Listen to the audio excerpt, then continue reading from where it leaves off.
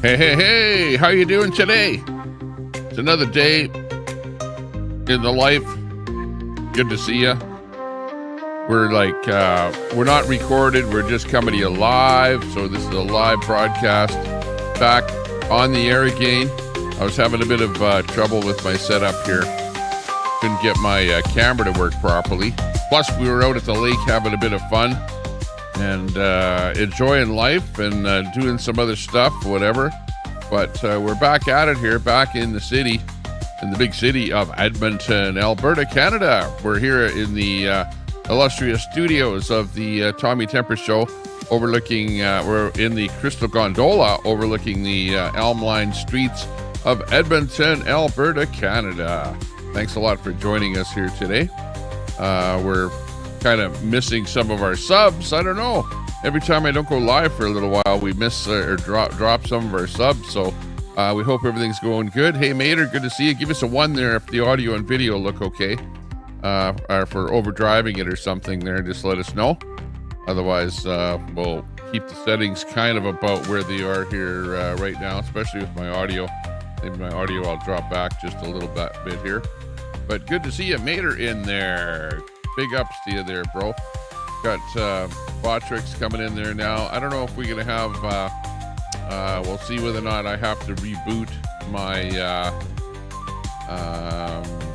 other bot that we have usually in here, my Nightbot. I don't know if somebody is using that to access the AI.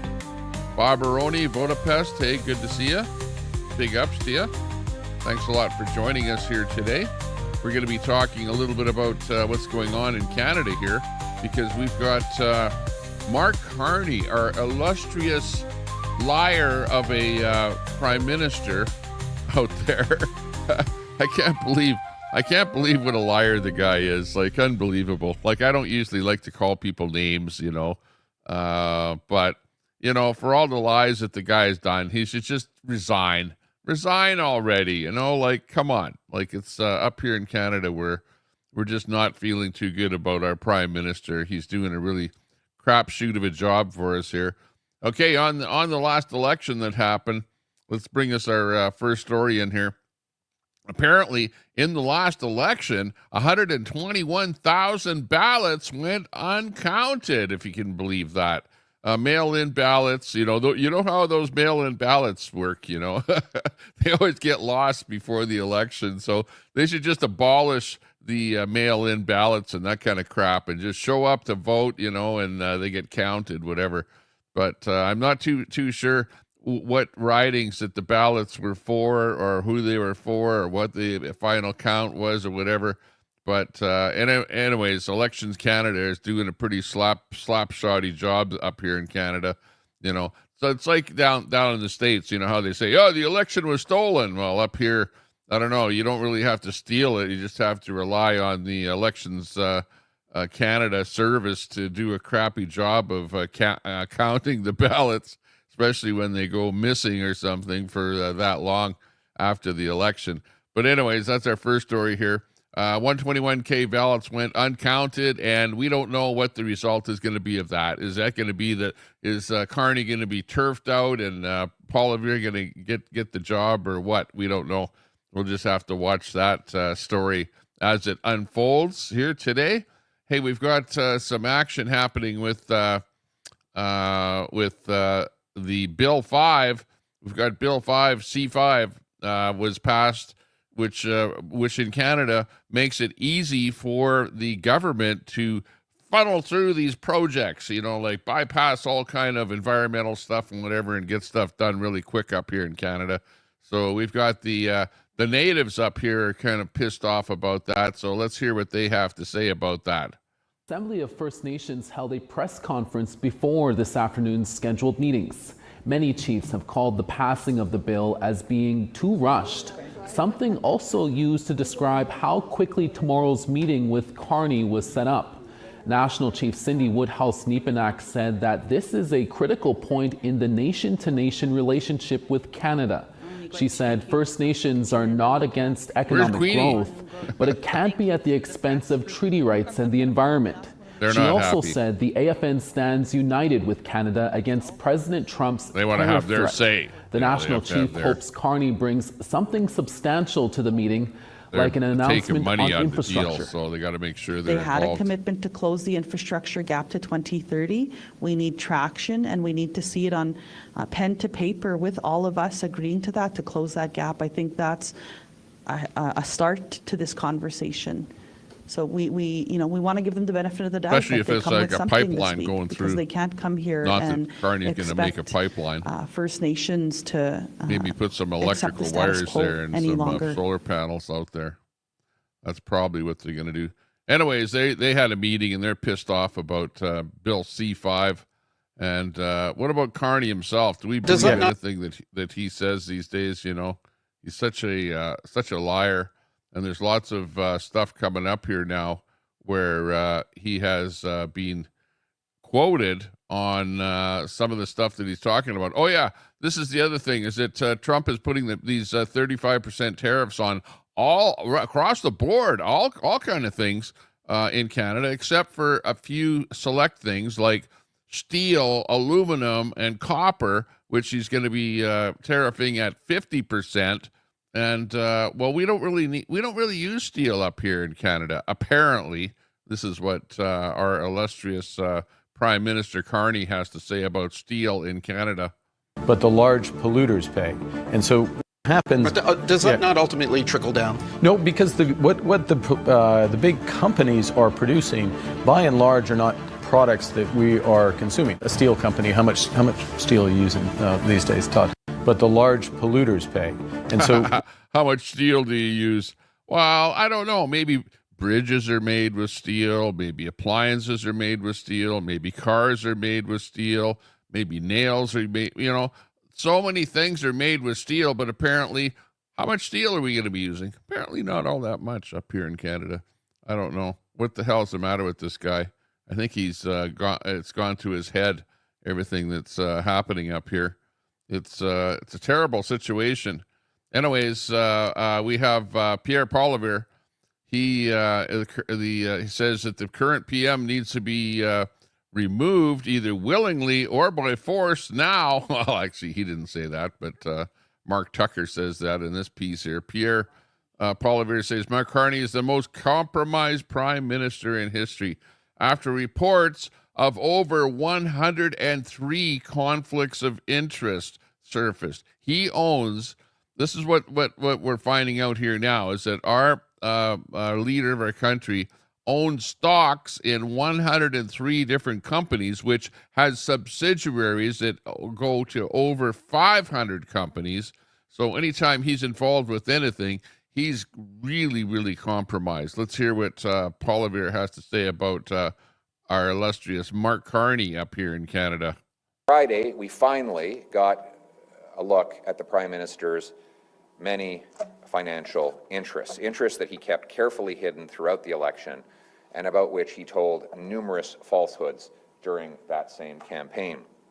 And so these are what the revelations tell us. One, that Mr. Carney was not upfront or honest with Canadians during the election. Not at all. He made numerous false statements he would have known were false when he made them. He's a liar. Two, there is a cornucopia of conflicts of interest in these investments, like we have never seen before from a Canadian Prime Minister. So Conservatives are calling for two things today. One, we call on the Prime Minister to come before you and explain the contradiction. How is it that he was telling Canadians that he only had real estate and cash when he knowingly had stock options and other deferred benefits? Yeah, he came out and said, and maybe we've got that clip of him saying, well, I only own real estate and money, and I have cash, right? He didn't say that he owned stocks and that he had stock options in so-called Brookfield Company, and also a ton of 103 other companies' stock holdings. And then he supposedly put that money into a blind trust that he knowingly knows what those companies are. And how can you run a country knowing that you could profit on anything that you do? Unbelievable. How is it that he claimed he didn't know it was in his blind trust when we now learn that he knew exactly what was in that trust? And how is it that he said that he had no financial interest in Brookfield when he knew exactly that he had stock options and deferred share units? Finally, so we want him to explain why he told Canadians the opposite of the truth during the election campaign. Second, we're calling on the Prime Minister to sell his investments, turn them into cash, hand them to a trustee who can invest them in a way that is completely blind to him. And so, again, we call for him to explain the falsehoods, sell his holdings, end the conflicts, work for Canadians. We need a Prime Minister whose only purpose is serving the Canadian people to reverse the massive damage Liberals have done. On Friday, we finally... Exactly. So, yeah, he's a compromised Prime Minister up here in Canada, and we've got to dump him. We have to get rid of him. He's just really, really a terrible Prime Minister. He's lied to all of us. He didn't come clean right from the get-go before he even before we even had a chance to vote. We didn't know anything about what his stock holdings were or anything like that. We knew that he was, had some dealings with Brookfield. We knew that much, but all of the rest of the companies, like I said, over 103 different companies. And you know what the worst part about it is that of all of the companies that he owns stocks in, probably three of them were Canadian companies, and the rest of them were a mixture. Probably another 10 or 20 of them were UK and some other various countries, but the vast majority of the stocks that Carney owns were American companies. American companies. He can't even come clean on the fact that most of his stock holdings were American companies. Like, he's not even a Canadian. Not even a Canadian. Yeah, we'll get into Epstein in a bit there, Telescope. But, let's get through a little bit of Canadian stuff here first. It's not looking good for Mr. Carney up here in Canada. He's a tariff-free deal still possible. Here's Carney. For an English clip, sir. 103 conflicts of interest. Is a tariff-free deal still possible, sir? Mr. Carney, you said you had no possible conflicts of interest. We now know you have 103. Mr. Carney, Mark, look inside yourself. What do you have to say to Canadians who feel they've been lied to? Mr. Carney. 103 conflicts of interest. 103. You lied. Mr. Carney. Mr. Carney also said he only owned cash and real estate. We now know he has over 500 investments, 90-something% of them in the U.S., 3 total in Canada. Wow. Yeah, he owns 3 Canadian stocks. No answers for Legacy Media today. No answers for Daisy Media either, as Mark Carney rolls out of here. Tariffs still in place. Lies aplenty. Yeah, that's from Daisy Media. Coming in, great great little report there from Daisy Media, catching Carney there. He's coming out of Parliament Hill there in Canada. Crazy stuff happening up here in Canada. And even our illustrious friend here from Quebec doesn't like him. This is Quebecois, Yves Francois Blanchette from Quebec, with his take on Mr. Carney has told us that his intention and his conviction was that he would be able to re-establish a trade agreement that he was defining as being a free trade agreement. He was going to meet, he met with the U.S. president, and then he thought there would be an agreement that would end the tariffs, and it would be a preamble to a healthy negotiating process before the G7, and that didn't happen. All of this with different publications on President Trump's social media, and then it became July 1st. That didn't happen. Then Then, July 21st, we understand that there will be no agreement. And now we're talking about August the 1st. This is unilaterally decreed by the U.S. president. And he's saying that the letter, his letter announcing tariffs and maintaining tariffs, would be, in fact, the trade agreement. Unfortunately, we are confronted with being deceived. We have been deceived because Mr. Carney is not at all delivering. In his great wisdom as a negotiator that he had spoken of himself to be elected during the campaign, he has made important concessions with regards to border protections, and he announced huge investments in defense on the principle, and this is interesting, and as the PBO has said, we are on the road to a very concerning situation. He dropped retaliatory tariffs, which could have had an influence in coordination with other countries. He dropped the tax on the internet giants, the digital tax. So he's made all the compromises without obtaining anything in return.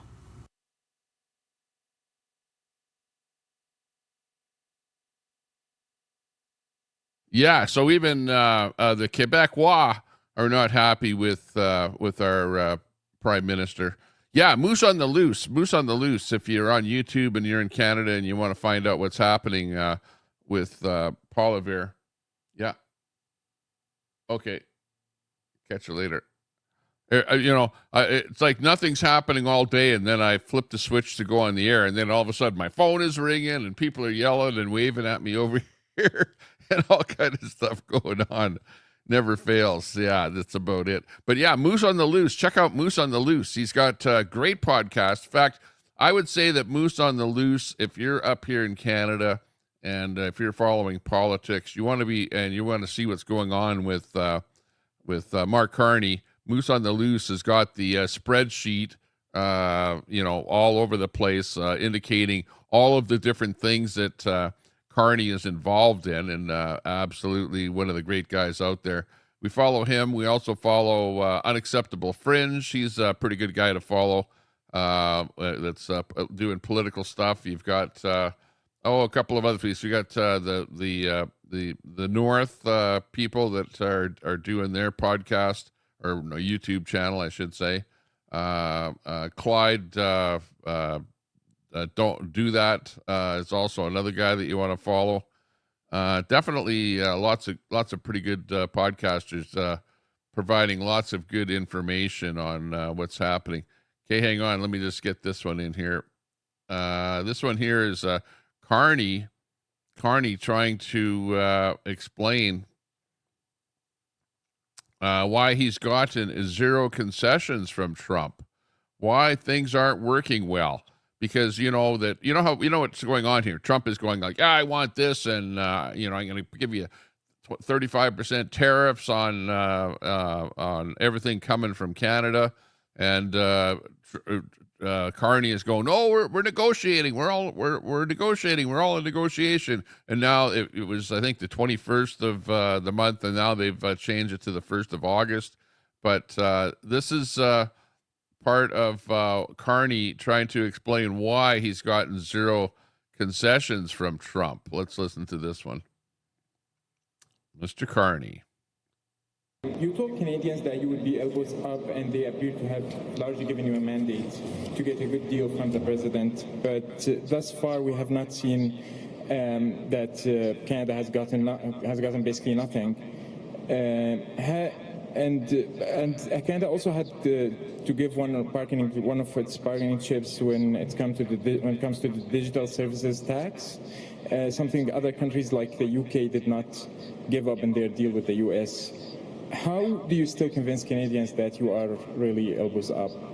Well, look, we are in the midst of long now and tough negotiations with the United States. And we're working for the best deal for Canada. Elbows down. We have put in place a series of retaliatory measures, including in the steel sector. We have secured tariff-free access for a number of Canadian goods. In fact, the percentages are very high in terms of outside of the most affected sectors, steel being one of them, autos, aluminum, 50%. Forest products. Trump is tariffing steel 50%, of Canadian goods, aluminum 50%, copper 50%. That is not the case for most other countries. We will continue to work constructively for a deal, but it has to be a deal that works for Canadians and Canadian workers. And part of the reason why we don't have a deal is that deal is not yet on the table. Because you're a crappy negotiator, that's why. Because you're taking breaks and going on holidays and doing all kind of garbage and not really even. You should be on an airplane down there to the States, talking to Trump, banging out a deal. You know, like, it's just ridiculous. And you know what? There's going to be so many jobs that are going to be lost because of his ineptness. He's just basically a poor negotiator. Mark Carney, shame on you. You're doing us a bad job. It's almost like, because of the fact that Carney has so much money, you know, I was thinking about this. He has so much money invested in American stocks, right?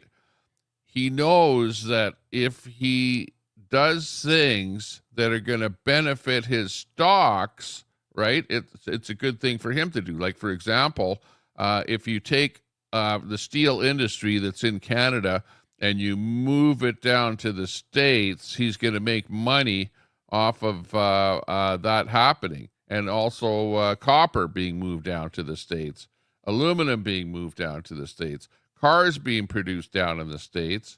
It's like one thing after another. And for him to not want to expand any oil, like, for example, for us to send oil, instead of down to the States, we send it out to the coast, build another pipeline. That would actually hurt some of his stocks down there in the States if that was to happen. So he's like purposely putting the clamp on oil expansion up here in Canada, because he's going to make more money off of it down in the States. Also, he has money invested in Westinghouse, which makes nuclear plants, right? So, hey, keep the oil in the ground and build nuclear plants, right? Because he'll make more money off of those nuclear plants, stuff like that. He's the worst guy forever to be running Canada, not doing a good job for us, not representing me at all. It's looking really bad. I'm feeling really bad being up here in Canada and having Mark Carney running the country. It's almost like he's having Trump running the country up here and doing stuff that's great for the United States, but it's terrible for Canada. So not good on that. Not good on that at all. He gets an education here on what's happening with steel in Canada. Let's listen to this bit here. This I think was happening earlier today. Of the vital role of Canadian steel fabrication. It plays an important role in supporting our industries, our infrastructure, and our way of life. What do we do here at Walters Group? Well, we take the raw steel that's produced by the mills, wide flange, angle, tube, plate, sheets, and coil, and we transform it into the backbone of iconic projects across the country, including these projects. The Halifax shipyards building vessels for Defence Canada. We're using steel. The Brookfield Towers in Toronto. Brookfield. He using owns advanced shares in Brookfield. High star grades, 65 and then 70, and last grade 80 on the third tower. The stunning West Block of Parliament, where the House currently sits. The new Calgary Flames Arena. The new electric arc furnace at Algoma Steel. And the Canadian Museum for Human Rights in Winnipeg.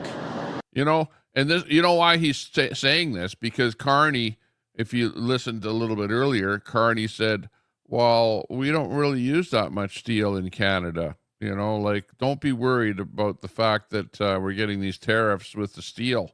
Yeah, right. Look here's this guy that operates a steel company in Canada talking about all of the different venues that he's been involved in and where his company has supplied the steel. And many more.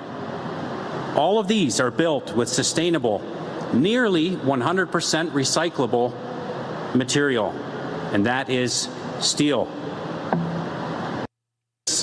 Of the yeah, so Carney gets a little bit of a schooling right there, and right after this, he does an actual spiel himself that I was watching this morning. You know, and the guy, if you look at behind him, you got the guys in orange behind him, and they were like shaking their heads and looking at each other when he was talking about, we've got the steel, but we are also gonna have benefits for those people that become unemployed because of the fact that Trump is putting 50% tariffs on the steel, and you won't have a job anymore. And the guys are looking at each other like, holy geez, this doesn't look good for us at all. So, yeah, that's one of the other deals with what's going on there. Yeah. Yeah. Let's get into also the fact that we've got an awful lot of what's known as immigration up here in Canada, right? Lots of immigration going on here in Canada. And this is one here showing you a bus. I think this is in British Columbia. This is a typical bus in British Columbia. Shows you what the immigration is happening, what's going on here in Canada. Guruji Khalsa, Why Guruji Fateh, Namaste. Why Guruji Khalsa, Why Guruji Fateh, Namaste. Sashikal, Sashikal, Sashikal. Kiraha. Why Guruji Khalsa, Why Guruji Fateh. How are you doing, brother? Where in Punjab are you from? Which part? Sarud? He is from Sarud. And my name is Janjeet Singh, and I am a Gora. I am a Gora Jat, and I am from Richmond, British Columbia, Canada. And I like to work hard. I like to make money. And I like pretty girls. Because they are beautiful flowers. Because I don't smoke. I don't drink. I don't do drugs. My only vice is the pretty woman. I have to control myself around them because they're so nice, especially the ones here in British Columbia, Canada. The ones in British Columbia are so beautiful. The ones in British Columbia are so nice. Oh my goodness, the price could be right. But Janjeet Singh has to be good. Just like all you other men, all the men have to be good too. There are so many temptations in the world. Oh yes. That's why we become Sikhs. That's why we put on our special Sikh shorts. What? We wear Sikh shorts so we don't get tempted by the beautiful flowers. There's so many of them. Some of them are from here, some of them are from India. There's so many of them. But we stay strong because we are Jats, we are strong, we love God. Waheguru Ji Khalsa, Waheguru Ji Fateh. There you go, ladies. If you're up here in Canada, that could be your next mate. You got a busload of them there. Oh, man. What has happened to Canada? Poor Canada. I don't know. It's like, yeah, at every turn. Good to see you there, ABD. Speaking of the flower, speaking of a flower out there, ABD, good to see you in the house. Oh, man. This is just plain ridiculous. Okay, this is getting into North America's most densely populated Muslim community, with over 8 places to pray in just a 1.2 kilometer radius. This is in Toronto, also known as one of Toronto's most dangerous neighborhoods. Let's check it out here. This is what it's like in Canada here now. Check it out. Can't make this stuff up. This is North America's most densely populated Muslim community. This is North America's most densely populated Muslim community with over 8 places to pray and just a 1.2 kilometer radius. And I'm going to take you with me. Let's go. All right, our first stop is Toronto Hibs Academy. All right, so now we're going to go to 95. Let's go check it out.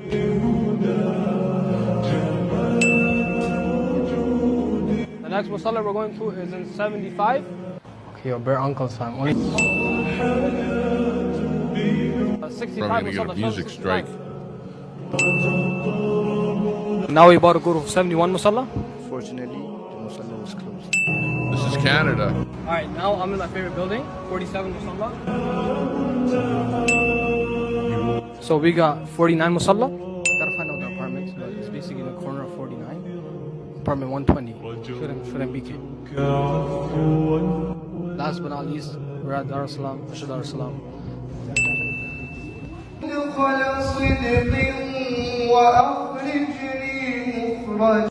So as we say in This Canada, is North Salam Malaku. And I don't know. I guess if you can't beat him, you got to join him or something there. Maybe we'll take that bus there with that last guy.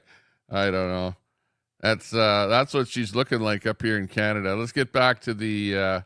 Oh yeah, the other thing is from Mark Nixon. Mark Nixon is another great guy. I like watching Mark Nixon. So big ups to Mark Nixon there. Give him a good shout out there. Check him out on YouTube. Mark Nixon. Alberta separation is no joke. Open mic got wild. So check out this little bit here that we've got for you with regards to separation in up here in Alberta, where I live. And yeah, I'm definitely pro separation, pro independence up here. So I'll I haven't actually gone to one of the meetings yet because they've had this group of people that are kind of roving around Alberta giving seminars, on Alberta separation. And so far, I haven't really been invited to one of those places, whatever, where they're giving those seminars to do a bit of a streaming job on it or something.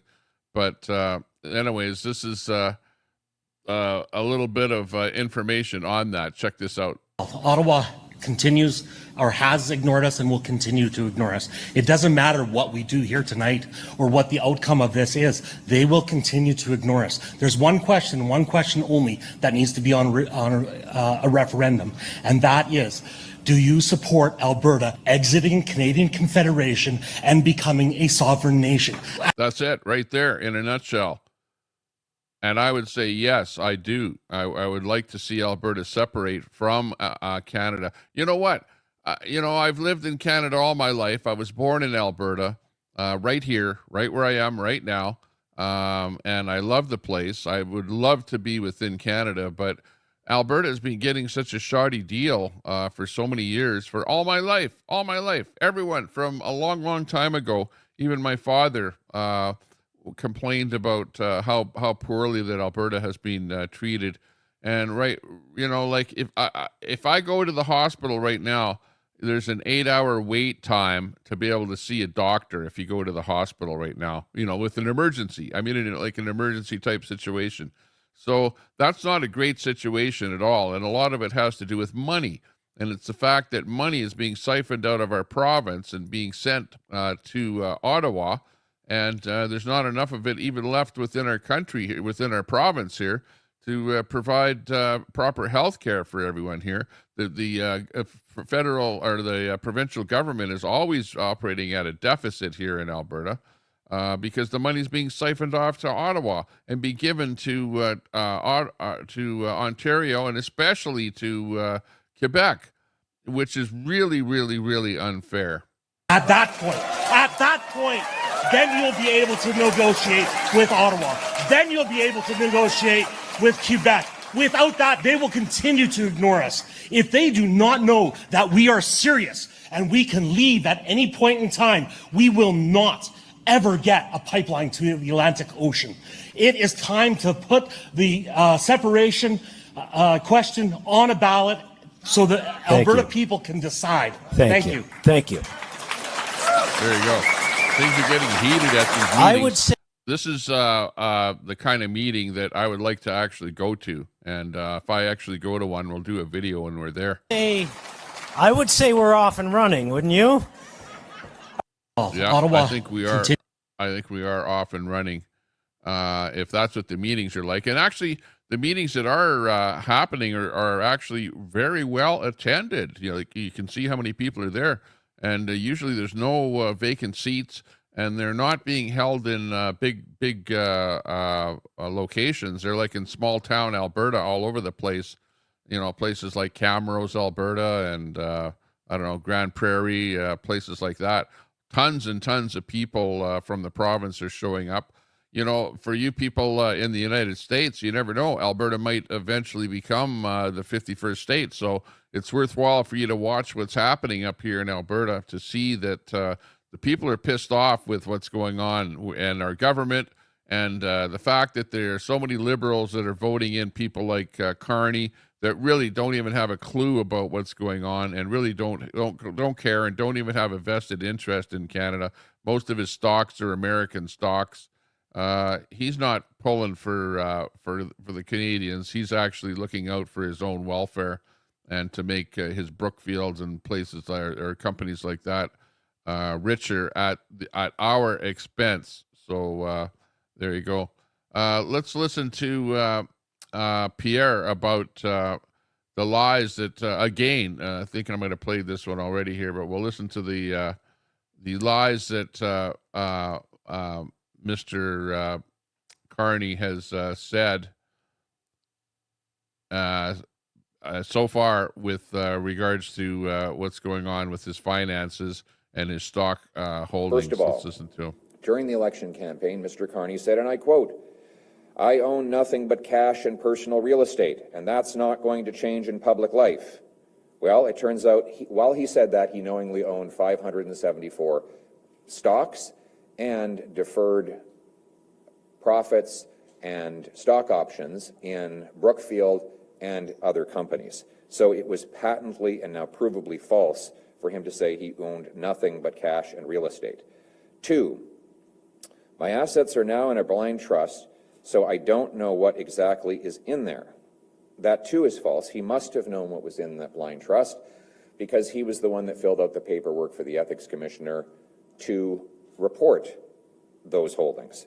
So he knew exactly what was in his blind trust, and he just did not want Canadians to know before they went to the polls.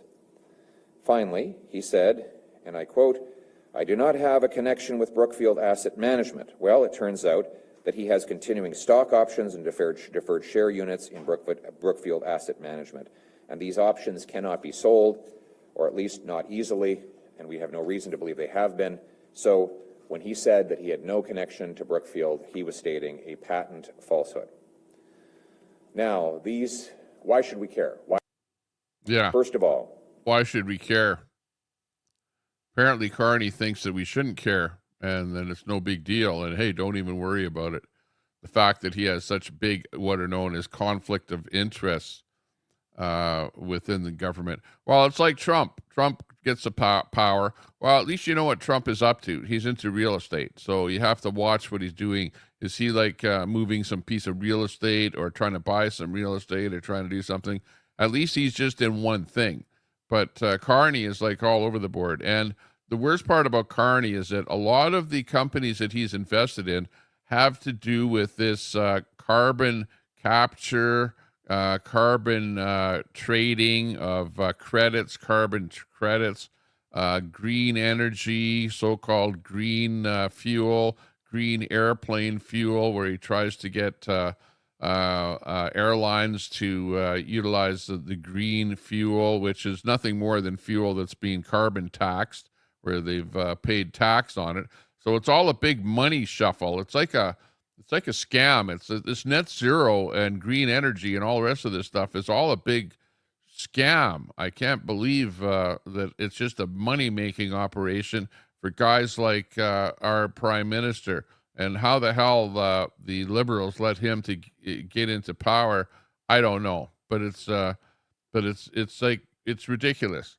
It's absolutely ridiculous. Anyone who voted Liberal has no right to complain about grocery prices, doctor shortages, gas prices, housing issues, mass immigration, no jobs, no business investment, Trump tariffs, corporatism, or economic fascism.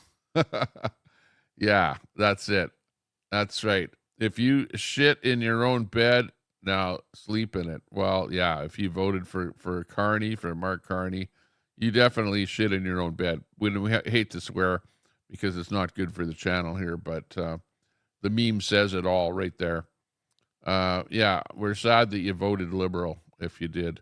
And yeah, one of the things that Mark Carney is doing apparently is that he's trying to get rid of these two people that they are two of the big troublemakers, as far as I'm concerned, are actually bad for him. Bad for him, definitely. Rumored. It is rumored. This is rumor only. This is from Mr. Sunshine Baby. Also a good podcaster, a YouTuber. Also follow him, Mr. Sunshine Baby. Always with headlines that are a little bit not quite believable, but whatever. Rumored PM Mark Carney is planning a cabinet shuffle this fall and plans on shuffling out Chrystia Freeland, the old finance minister above me here, and Stephen Guilbeault, the environment minister, ex-environment minister. I don't know what he is now. He's in charge of something or other portfolio, but he's trying to push, right now, he's trying to push more federal parks into Alberta. Get this. Because there's a lot of talk about Alberta separating from Canada, he's trying to make more parks in Canada federal parks, so that we won't be able to pull oil out of any of those federal parks, right? In other words, once a federal park is, or a piece of land has been deemed as being federal territory, then you can't be pumping any oil out of that land or doing any kind of natural resources out of there. So he's like a really activist type guy. He actually climbed, I don't know if it was the Toronto Tower or what building it was in Toronto. One of these guys that climbs the buildings, whatever, and hangs a banner on the side of it, and he got arrested for that, whatever. Yeah, that's who's actually running our government there in Ottawa. But anyways, I hope that both of them get demoted, because they're bad news for everybody up here in Canada. I don't like them. I don't think anybody should like those two. They've done a poor job for us up here in Canada. Hey, thanks a lot, everyone, tuning in here. We got Peachy King in there. We got Sandy Foster in there. We've got lots of good people. Sorry that I haven't been talking to you directly, but I do see you in there. We got Critter in there.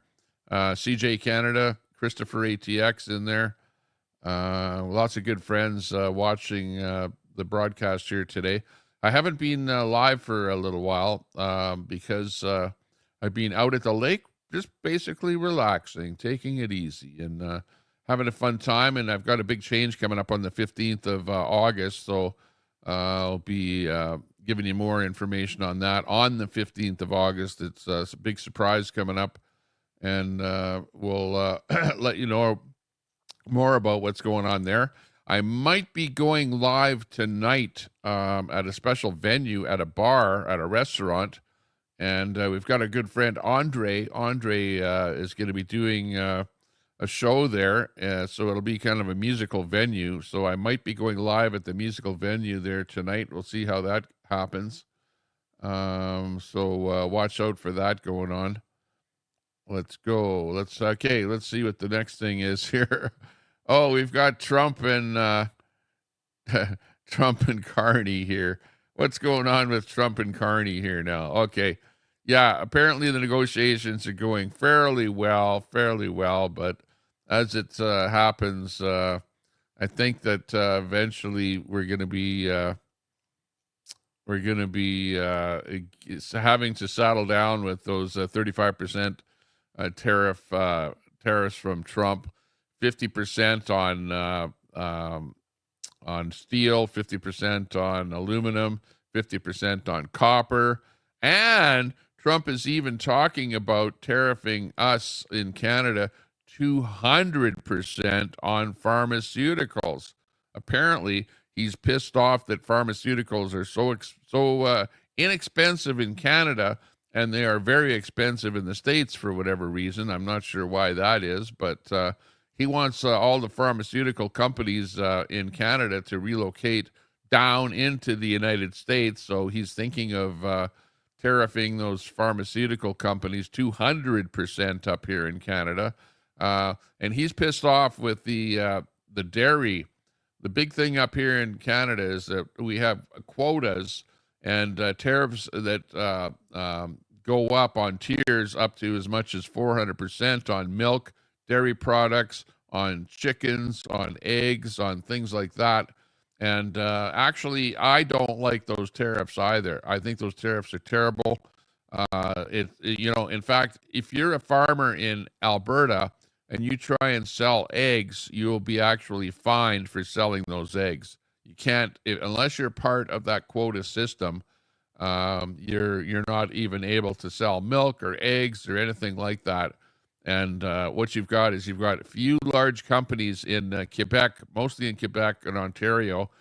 They're part of the quota system, this system that has been set up in Canada to protect those large farmers. And it's even hard to get into that, to be able to do that. But apparently there's reports that farmers have been dumping literally, like one farmer said, hey, I had to dump 30,000 gallons of milk because they weren't allowing me to sell the milk, even though he's producing the milk. And some of them get paid to actually dump the milk. So the quota system is actually very unfair. And the Canadian government has even passed a bill to prevent anyone from touching those quota systems that are set up in Canada. So Trump is really pissed off about that, and I can see exactly why he is. We actually have to get rid of that and move to a more of an equal type of a system. In other words, I would like to see that we get rid of all these tariffs and we have equal trade is what we would really like to do. But I don't know that will actually ever happen, because Trump wants to bring the jobs back to the United States, and his way of doing it is by setting up the tariffs with all kind of countries all over the place. I don't think any country is really immune from the tariffs. It's just what percentage are you going to be hammered with? What's the other thing here? Carney has he's not looking at the safety of people here in Canada either. Carney Liberal Public Safety Minister Gary, Dasarangari was found to have written 2 letters in support of allowing a Tamil Tiger terrorist to immigrate into Canada. And he's now in charge of the RCMP, CSIS, and the Canadian Border Security. Can you believe that? Can you actually believe that this guy who was writing letters in support of allowing Tamil Tiger terrorists to emigrate into Canada is now in charge of the RCMP, CSIS, which is our spy agency, and the Canadian Border Security? Yeah. Sheriff, this is a threat to Canadian public safety. Absolutely. What these guys in Canadian government, and I almost think that it's almost like we should make it so that if you are not born in Canada, you can't govern in Canada. You should actually be born in Canada in order to become a member of Parliament in Canada, because these guys are just flying in here from all over the place, and they're doing all kind of bad stuff. They're not really, their concern is not for Canada, but it's for their own country and their own people. And they're just doing things that are benefiting themselves and their own countries that they came from. And they're not doing a good thing for us here in Canada. It's unbelievable what's going on. So we can definitely do better in that regard. And of course, you know who these two are. if you're in Canada, there's our old Trudeau, and there's Mark Carney, and they're both basically they're two of the same shade of brown, as you can see there in this meme. Oh my gosh, this meme pretty much says it all for the Liberal Party of Canada. Shame on you for everything that you've done wrong to us Canadians. Unbelievable. Totally unbelievable. I know, you're wondering, Tommy Temper, where are you getting this crap from? Well, I'm just perusing the internet, and there you go. There you go. Now, here's a good one here that's just come in here from Andy Lee. Andy Lee, one to watch here. Enbridge. Here's something from Enbridge. Enbridge has now closed the complete sale of the Canadian G&P business, which includes 19 provincially and federally regulated natural gas processing plants and over 3,500 kilometers of natural gas gathering pipelines in British Columbia and Alberta under Brookfield's ownership. Can you believe that? Under Brookfield's ownership. So now Brookfield is going to own that. So, yeah, there's where Carney is saying, no pipelines. No, we don't want to build any pipelines. And we're not, he's not, is yet to say, yes, build a pipeline. So far, I've never, ever heard him say anything like that. But yet his shareholdings with Brookfield are owning all kind of pipelines, both in the States and in the United States and in Canada. And Brookfield owns all kind of stuff with coal mining and all kind of stuff like that. But yet he's keeping everything in the ground here in Canada. No, we can't do anything. I don't know. He's like the worst prime minister ever. He's only out for himself and his own companies, so his own companies will be enriched. And us up here in Canada are just not great at all. So for those of you that like him, hey, you better get the T-shirt now while it's still available. Elbows up, Canadians. If you're a Liberal, hey, Sandy Foster, elbows up for Canada because Mark Carney is your guy. There you go. Get that T-shirt now while they're still available. In fact, I think they're 50% off at Walmart or whatever now, wherever they're selling those shirts. They are having trouble giving those shirts away now. So there you go. Oh, here's the other big one here. Carney is he now saying he gave, what was it, $170 million to CBC Television and Radio in Canada. He announced that a month or so ago that he's going to give CBC $170 million. Now, guess what? He spent so much money that he's now saying that CBC Radio Canada could cut up to nearly $200 million over 3 years. And he's going to have so many civil servants lose their jobs because of cuts to government now because he doesn't know where the hell he's going to get his money from. So us up here in Canada are going to be suffering with a lack of civil servants. Well, of course, they've actually put too many people. You know how it is. Government expands way too much, and it's sort of a doge thing up here that has to happen. And myself, I think that we have to get rid of a lot of civil servants.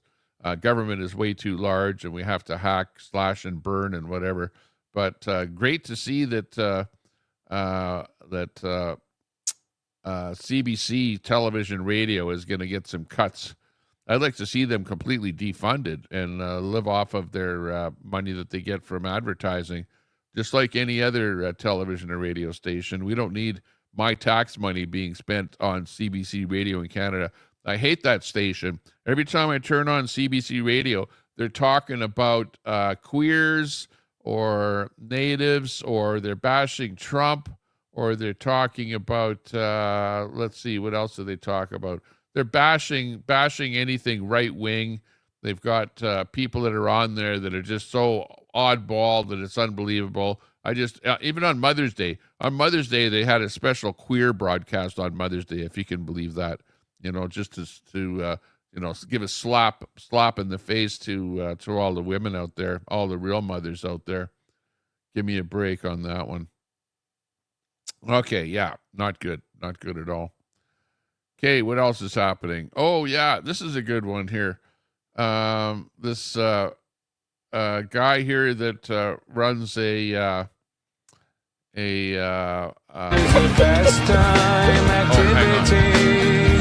on, I got to cut that audio on this one here.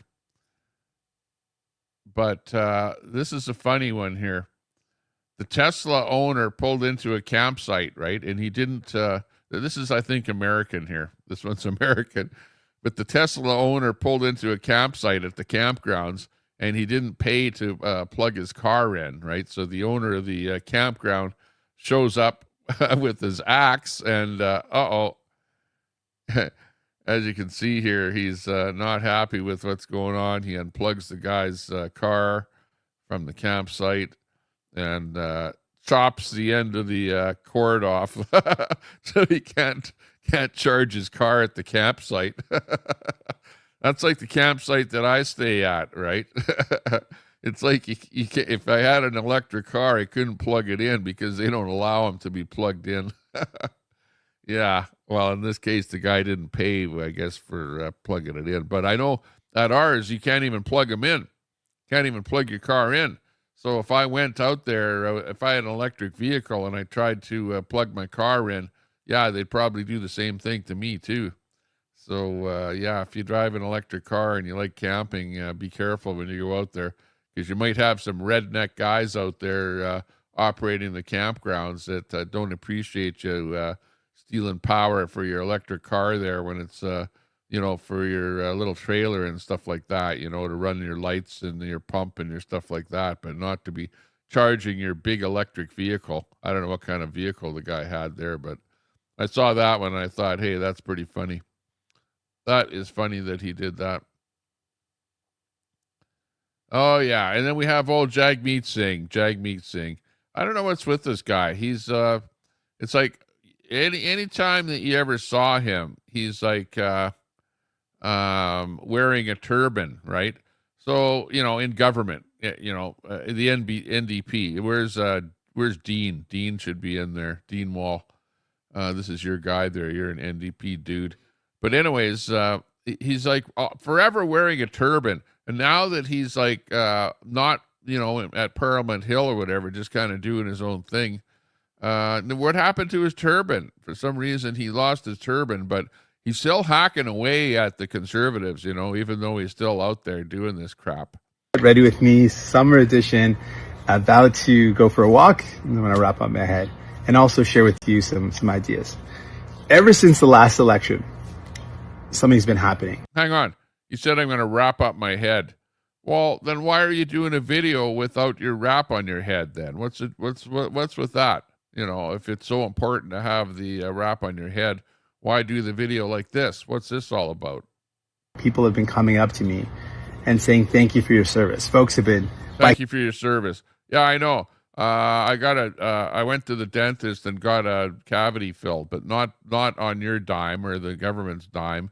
I don't know where all this money is for people to get their dental work fixed. And there's still 8-hour wait over at the hospital. So, he's all about...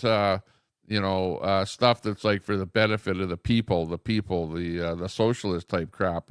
I can buy and yelling it out. Folks have been shouting it out from their cars. People have been coming right up to me and saying it. People have DM'd me. And first of all, thank you. It's really sweet of you to say that.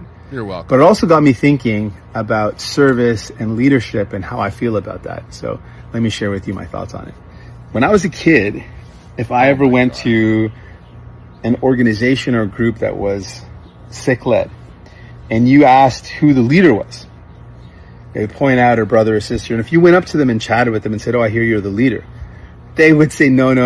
They never wanted to be referred to as a leader. They say, oh, no, I'm just a sevadar. And what sevadar means is one who serves. And so they were reluctant to be referred to as a leader because they didn't want to... Servitude. Yeah, exactly. By the way, I've been to a Sikh temple, and I actually had to put the covering, it was a little a mini turban. I had to put the mini turban on when I went to the Sikh temple, so I know exactly what their religion is like and what it's like to go to a Sikh temple. So, I'm not dissing the fact that he's putting the turban on or whatever. And I don't have anything against Sikh people or the nationality, well, the religion, whatever is comes from India. Be thought of as a person that was bossing folks around or at the top or calling the shots. But instead, they wanted to know that what they were doing was just service. They were just serving their community, serving people. And that's what I grew up believing leadership was. Leadership was, to me, service. And so when folks say to me, thank you for your... Yeah, but you know what you did? The whole time that you were running, all you were doing is bashing. You were bashing the conservatives the whole time, bashing Polliviere so that he wouldn't get in. That's all you did. You weren't being like, oh, well, I'm a good guy, and I think that I'm going to do this for you, and I'm going to make life better for you. No, he was totally bashing, and that's the reason that he lost. And service. The NDP party lost a lot of seats in the last election because of him and all of the bashing that he did throughout the whole election. Probably the nicest thing you could say, because that's exactly what I believed, and I continue to believe that leadership is. It's the ability or the honor to serve. So thanks for saying that. And it also means that I couldn't have served in the first place. I wouldn't have had the honor of serving, but for people who supported me. So thank you to everybody. Thank you to everybody who supported me. Thanks to everybody who donated, voted, who believed in our vision. Thank you to all of you. Yeah, well, no thanks to you, because we should have had an election way before we actually had an election, because we should have called a non-confidence vote that would have been, but you were always with the Liberals. Everything you were doing is you supported the Liberals the whole time. Like, really, you're just another Liberal. We couldn't have done the work we did without you. So big thank you to all of you. And it's actually good to see how much damage that you caused to the NDP party as well. And I guess this is a good time to chat a little about what I'm up to now. I've been spending a lot of time with the family, thinking about what the next... I know. I've seen some memes and stuff of you riding your bicycle around a little bit there. Good for you. Role is for me. But I want you to know, no matter what I do, I will always continue to push for better ways for us to take care of each other. I always want to... What happened to the orange turban? Fight for you. I want you to know that I believe in my core, and I always will believe, that we are all one, and that we are better off. By the way, his brother came out and said he needs RCMP patrol because apparently there have been some people that have said something about his life, about, I don't know, well, I'll put it this way, he needs protection. He needs protection for whatever reason. I know that he's not allowed back into India. He's considered, I believe he's considered a terrorist. I don't know if that's true or not, but he's got some bad people that are trying to get him, so he needs protection here in Canada. When we take care of each other, all of us are better off when we lift each other up. So I'm going to continue to find ways to talk about that and to continue to promote that if we want to build a fairer world, a better world, it's going to be a well, the orange one means he's leader of the NDP, apparently. World where we imagine that we're all one, and a world where we find better ways and more ways to take care of each other. AMC, nuts and crackers. Appreciate you all. Thanks so much. Thanks for all the love and support. Right back at you. And I guess we're going to go for a walk now. All right, take care. Okay, good. Yeah. Good for you. Okay, anyways, that's what's happening with him now that he totally demised the NDP party, and they're pretty much a nothing burger at this moment in time. And he's like on his way, and really that's probably the last that we'll hear of him, but we'll see. Probably stick his foot in the door there somewhere, trying to bash someone at some point. Let's watch for that. Oh, let's see. Carney changes messaging, says chances are low. Chances are very low for a tariff-free trade deal with the U.S. This one coming out here just recently. So it's not good. It's not good. It's almost like what's happening with Trump here right now is that those little letters that Trump puts out saying, this is what's happening, and we're going to give you until August the 1st or whatever. it's almost like that's it. That's the line in the sand, and it's like there's almost nothing more to really. Hey, what's up, everybody? Get ready with me, summer edition. About to go for a walk. Quiet. What happened to bringing in the best negotiator that Canada has against Trump? Elbows seem to now be on the ground, bowing down. What happened to elbows up, elbows down? Carney can't get a deal to stop more tariffs. What's going on here? Yeah. The chances are really low that we're going to get some kind of a deal with the States. It's not looking good for us up here in Canada. Canada is going to be, after this whole thing happens, after August the 1st, it's going to be, that's it. That's the line in the sand. We're probably going to end up with 35% tariffs against almost everything coming out of Canada, except those special items that are either more than that or things that are maybe something to do with the car industry, where he gave special discounts or whatever for the car industry, and really we don't have much happening up here in Canada. I don't even know what's being produced up here in Canada anymore. Are we actually producing cars in Canada? I don't know. I don't think so. But all I know is that 20% of the cars that are sold in Canada next year, 20% have to be electric cars up here in Canada, as it's a mandate put into practice there, and Carney is the one that's pushing that whole thing. It got put into place before Carney was prime minister, but he's still pushing that, and we're still going to have to do it. So you're going to still have to go out there and buy an electric car up here, because 20% of the cars sold in Canada have to be electric. We have 100% tariff on electric cars coming out of China, and I don't know, is there an electric car being produced in Canada? I don't know that there actually is, but yet 20% have to be electric that are bought and that are sold at the dealerships in Canada. 20% have to be electric. So we're in trouble up here in Canada.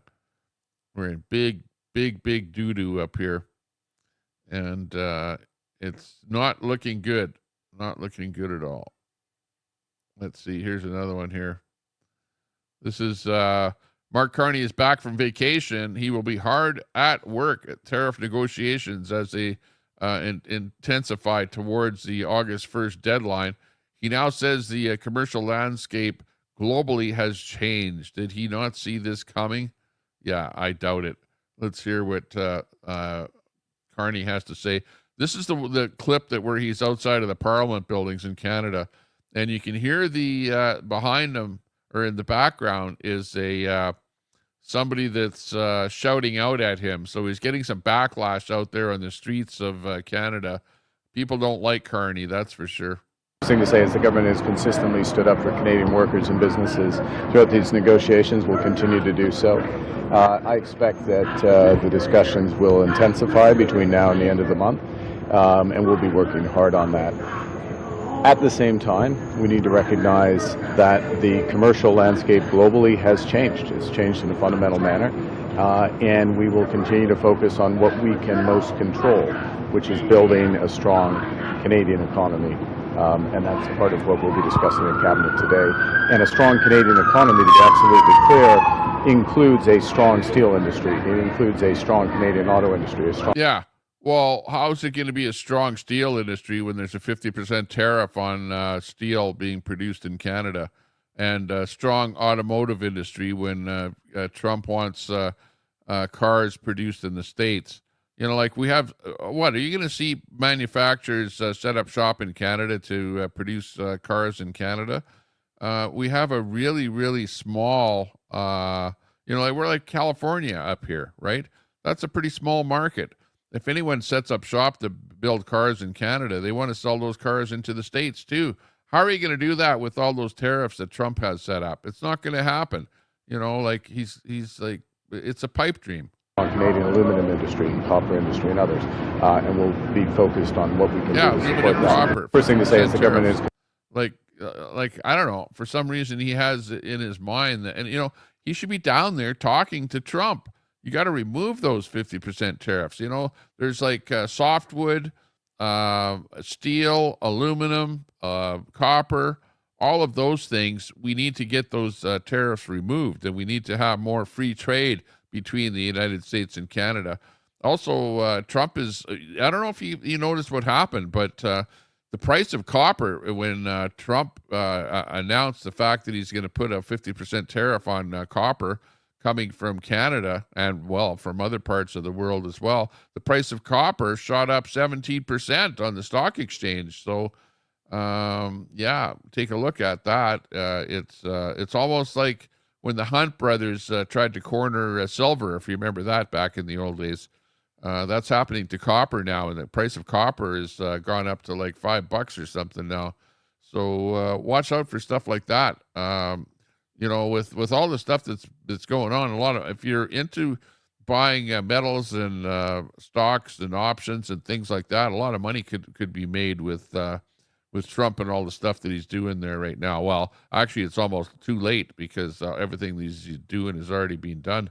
But yeah, I don't know that our good friend Mark Carney is going to really get us out of any kind of trouble at all. It's looking bad, looking really bad. 4 months after April's federal election, Conservative MP Damian Carrick won the riding with more than 82% of the vote. But after Conservative Party leader Pierre Polliviere lost his Ottawa area seat, Carrick resigned, and that resignation has triggered a by-election and cleared the way for... Oh, yeah, this is Polliviere there in the center in the picture there. He lost his actual seat in Ontario. So what's happening is there's a by-election, an interim election happening in Alberta, and he is wanting to take over the seat in Alberta. There's a guy that that actually won the seat by, I think, about 80%, and he's stepping down to be with his family, and Pierre is wanting to take that over. But there's this woman by the name of Bonnie Critchley that is sort of going up against him as an independent, and I think this bit here is with an interview with her. But this is what's happening in Alberta here, and it's going to be August the 18th when the by-election is happening. Run in what's seen as one of the safest Conservative ridings in the country. Now, that by-election is set for August 18th, and Pierre Polliviere won't be the only person on the ballot. Bonnie Critchley is running as an independent candidate in the upcoming by-election in Battle River Crowfoot, and she joins me now. Bonnie Critchley, it's good to meet you. Thank you. And if you look at this bit here, she's running as an independent. She's supposedly a conservative, but there's no hope in hell that she's a conservative. She's a liberal, Just listen to what she says.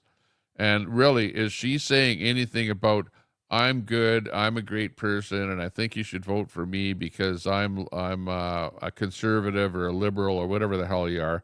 She's an independent. She was in the military, and she's actually nothing more. She's like Jagmeet Singh. She's just a conservative basher. And listen to the way she bashes Pierre. And all she wants to do is bash him and take votes away from him and make it so that he can't get in this riding. Thank you for joining us on the show today. Good morning. Well, at least it's morning here right now. So, hi, how you doing today? I'm very good. How are you doing? Tell us why you've decided to run in this by-election and run against the Conservative leader Pierre Polliviere in the seat. It really boils down to my slogan, which isn't a slogan. It's simply the truth. This is our home. This is our riding. We just had an election and we spent all that money and we elected the candidate of our choice who promptly turned around and said, no, I don't want that mandate I asked you for. And we're spending another $2 million to vote in the angry guy from Ottawa. The angry guy from Ottawa, Pierre. I don't think he's angry. Who doesn't know jack about this area? What do you mean? Wasn't he born his first part of his life in Calgary? Right down in that area, right where you are? He may have been born in Calgary, but he's from Ottawa. He hasn't been here. Oh, come on. It's like saying I don't know anything about Alberta, even though I'm born in Alberta. And sure, I might have moved to another part of Canada, but I certainly remember what Alberta was like. If I first, especially if I spent 20 years of my life there. He hasn't lived here, and even if he had stayed in Calgary, this is a very different area than the urban centers he's used to. So you're mad. Well, yeah, but that's like saying I know nothing about rural Alberta because I was born in Edmonton and I lived my life in Edmonton.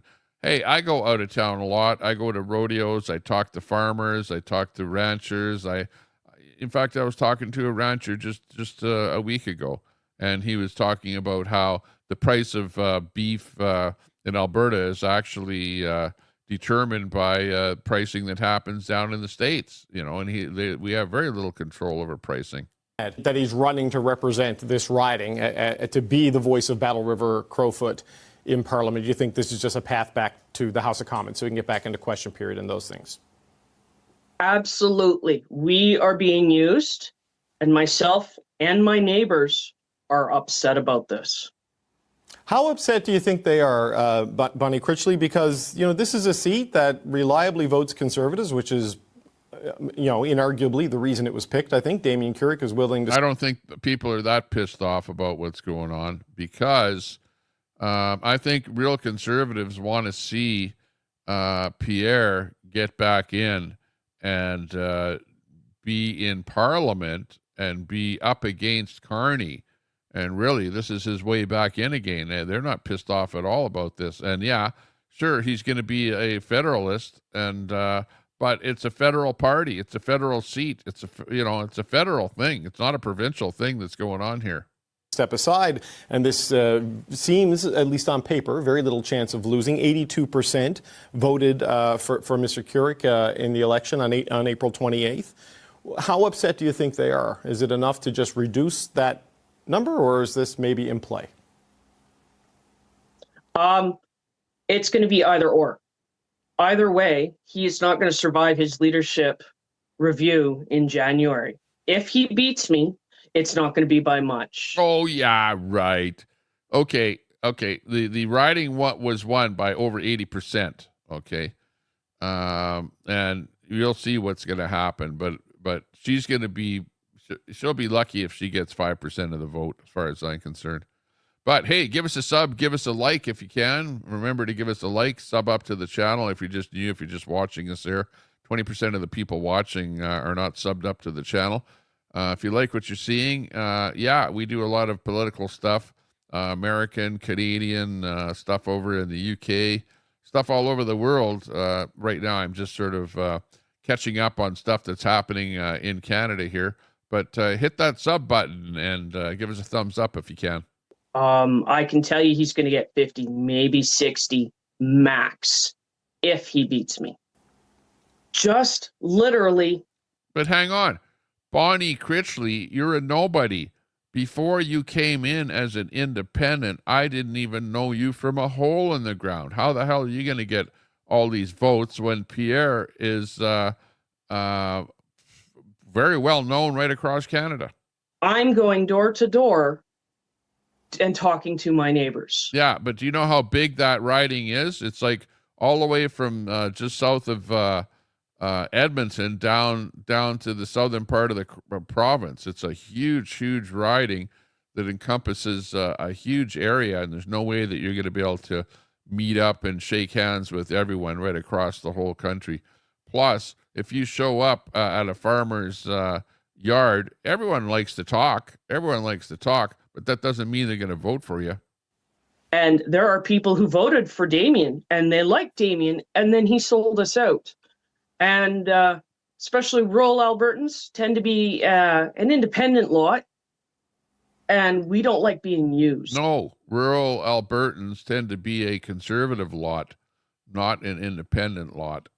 We don't like our answers being assumed. And that's what's going on right now. And yes, on paper, this is a very conservative area, which is why I'm running a right of center, but centrist. What? A right of center? I think you're a little bit left of center. And who's right of center is Pierre. Like, come on.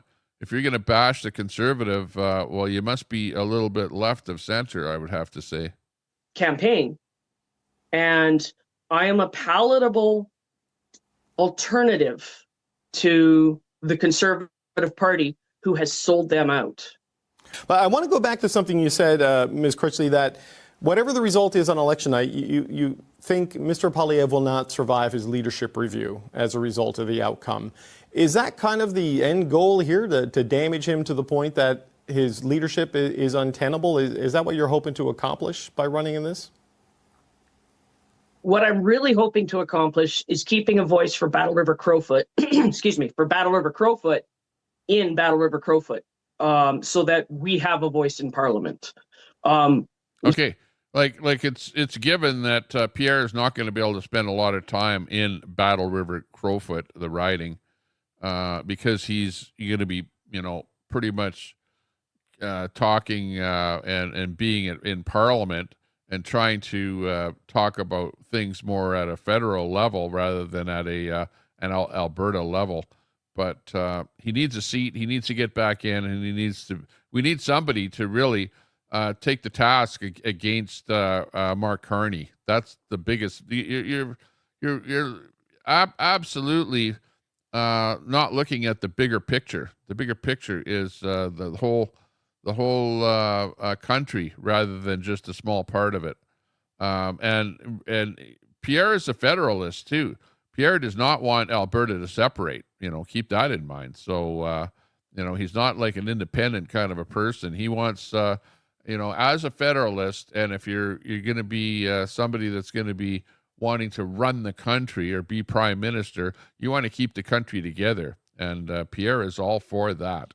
He is not going to be a voice in Parliament for us. And if he loses that leadership review, the other problem we're going to have, is he going to stay as a backbencher in middle of nowhere when he's got that pension? Or are we going to be doing this again in January? Do you think he'd seek re-election in Battle River Crowfoot, or is this just should he win this on the 18th of August, or do you think this is just a means to an end, and come next election, Pierre Poilievre will be running somewhere else? Well, Damien and Monsieur Poilievre have told us as much, that Damien will run again in the next. Now, I don't know how that's going to work with his lovely new job. Yeah. Damien said, and he's the one that won that Crowfoot area. He said that he wanted to take time off with his family for whatever length of time. Who knows what the length of time is, but that's the reason that he stepped down, is to spend more time with his family and to get away from politics for a little bit. But we'll see how that goes. But no, I do not expect Monsieur Poilievre to try and stay in a backwater rural Alberta riding. Just one last question. I mean, it's a very different riding than the one he represented here in the Ottawa area in Carleton, which is a much more dense, a lot of civil servants, rapidly growing. Yeah, and the reason that I believe that Pierre lost in Carleton is because the riding itself became larger and more liberal area got added on to the area where he won in the first place. And a lot of the people that live in that area are government employees. And remember, Pierre said that he wanted to axe government employees. He wanted to whittle down on the size of government, right? And exactly what Pierre said that he wanted to do, Carney said that he wasn't going to do that. He got elected. And then what's he doing now? He's now hacking government jobs. He's cutting down on government. So Mark Carney is, not to be trusted, that's for sure. Sort of part of the National Capital Region. In an interview with my colleague Catherine Cullen, Pierre Poilievre suggested that he lost that seat because of his publicly stated intentions to cut the civil service, and that he was honest and upfront with what his plans were. What do you make of that reasoning as the reason why he lost the seat here in the Ottawa area and is now running in your neck of the woods? Well, he seems to have a fascination with straws because now he's grasping at straws. I have had so many lifelong... Yeah, well, guess what? Trudeau wanted to get rid of plastic straws. Conservative voters from the Carleton region reach out to my campaign and say he was voted out because he did not represent them. They gave him multiple opportunities, and he was too busy gunning for the prime minister's job. No, it's what I said. That's not what it was. It was that a large swath of Liberal voters were brought into the riding, the Carleton riding, and they were all government workers. And government workers are all what I would deem as being unionists. They're all unions. They're all part of a union. And unions, they don't like conservatives at all. They don't get along with. They don't vote for conservatives. So they're all liberals. So yeah, that's the big reason that he didn't get in. As evidenced by him being in BC last week. Like I said, he's got a fascination with straws because he's grasping right now. Okay. Final point. What does a successful election night look like for you, Bonnie Critchley? Ultimately, it's me being elected and Battle River Crowfoot having a voice in Parliament, because it's not going to happen if Mr. Polliviere gets in. Well, Bonnie Critchley, it was good to meet you. Thank you for the time today, and we'll check back in once we get those final results in mid-August. Thanks for joining us today. So there you go. We never heard of her before, Bonnie Critchley, ever, other than now that she's come up as an independent against Pierre. And really, did you hear her saying anything about the Liberals at all? At all? One word about the Liberals there. Was she like against the Liberals or fearful that the Liberals might get in or something? No, not at all. All she was doing was bashing Pierre. So at the end of the day, all I can say is there's what do they call those bands where they come out with one song, a one-song wonder or something? one song, one-term wonder. I don't know. But anyways, I don't think she's going to go anywhere. She might get a few votes. Yeah, definitely. People like her do get a couple of votes, whatever. She's been out there pounding the doors and put a few signs up on people's property, whatever, that kind of thing. But at the end of the day, not really making it to the top. But she'll just be a bit of a side aberration there for Pierre. Mark Carney used the Canadian middle class after the 2008 global financial crisis to re-kick the economy by allowing Canadians to amass massive amounts of debt, while Brookfield Asset Management reaped the rewards. So there's this story here. Let's check this one out here. What's the deal with them? Again, on the issue on what central banks can and cannot do, or what they can and cannot control. In Canada, there's been some noise recently over whether the country is entering a housing bubble.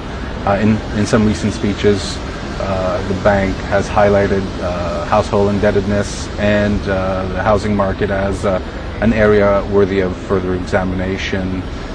How much of a focus can monetary policy put on issues like the housing market? Well, the bank has a few responsibilities, and one of them is in financial stability. We have a shared responsibility in financial stability. Ultimate responsibility, obviously, for the financial system as a whole is that of the Minister of Finance.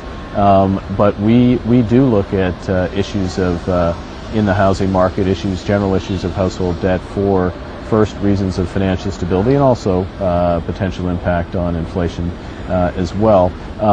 What's interesting is that Carney owns shares in Brookfield, apparently, or they're in whatever, a blind trust now. And Brookfield owns part